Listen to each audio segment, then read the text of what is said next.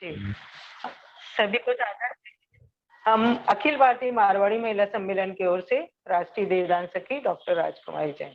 आज हम काफी समय से देहदान दो महीने से देहदान पर सतत जागरूकता अभियान ले रहे हैं। उसी कड़ी में आज हमारे सामने उपस्थित है डिम्पल जी जैन, जिन्होंने देहदान का संकल्प फॉर्म भरा है। तो हम साक्षात्कार लेने के लिए यहाँ आए हैं। आपने दान से कर्म निर्जरा का भाव सामने रखते हुए अपने देहदान का निर्णय लेकर लिया, इसके लिए हम सभी आपको नमन करते हैं। आज आपके प्रति कृतज्ञता व्यक्त करने के लिए यहाँ उपस्थित है हमारी राष्ट्रीय रक्त देह नेत्र देह अंग रक्तदान प्रमुख आदरणीय सुशीला जी फरमानिया, हमारी मीडिया टेक्निकल हेड आदरणीय पंखुड़ी जी। तो हम हमारी आदरणीय प्रकल्प प्रमुख आदरणीय सुशीला जी से निवेदन करेंगे कि वे आपके प्रति कृतज्ञता व्यक्त करें। आदरणीय सुशीला जी फरमानिया। धन्यवाद राजकुमारी जी। यहाँ पर उपस्थित हमारी देहदान संकल्प लेने वाली डिम्पल जी जैन, आपका इस कार्यक्रम में हार्दिक हार्दिक अभिनंदन है।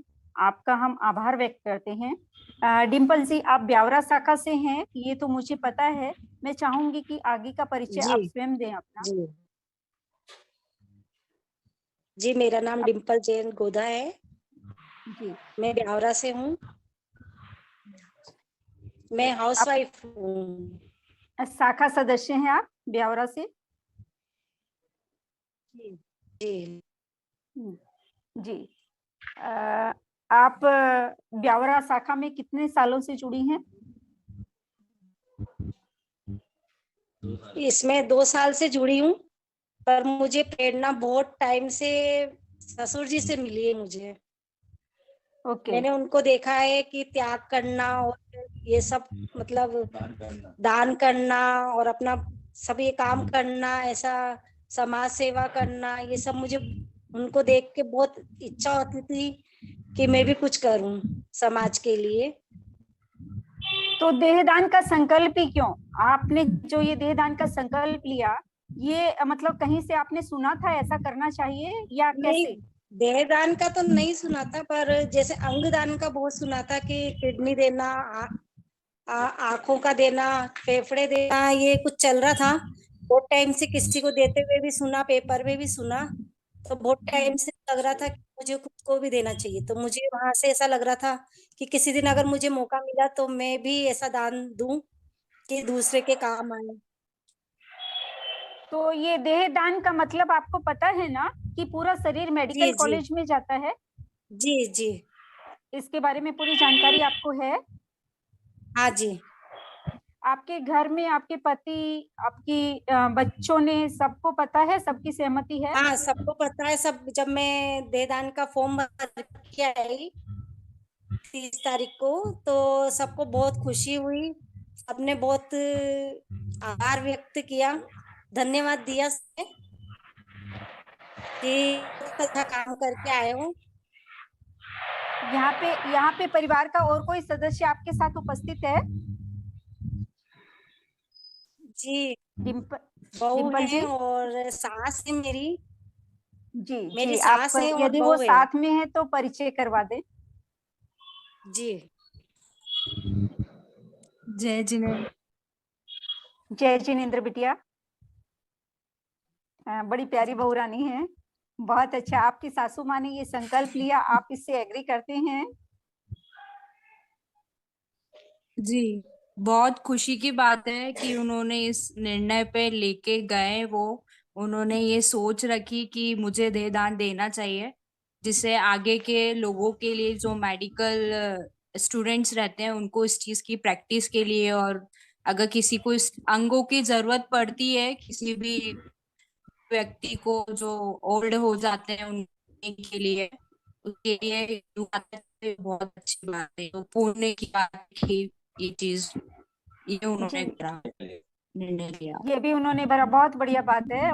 मतलब यदि अंगदान ऐसी कोई स्थिति आ जाती है कि अंगों का दान किया जाए, तो उसके लिए भी आपकी माताजी तैयार हैं, और शरीर दान के लिए भी इन्होंने संकल्प पत्र भरा है। तो ये मतलब हर तरह से अपने आप को प्रेषित कर चुकी हैं समाज कार्य के लिए। जो भी हो वो समाज के काम आए।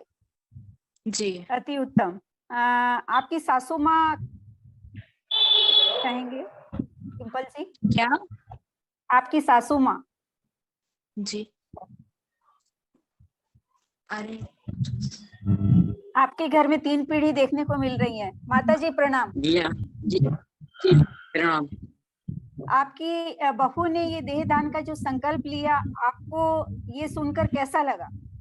बहुत खुशी हुई मुझे अच्छा। अत्यंत खुशी हुई है कि बहू मेरी ऐसी आई है जो देहदान दे रही है।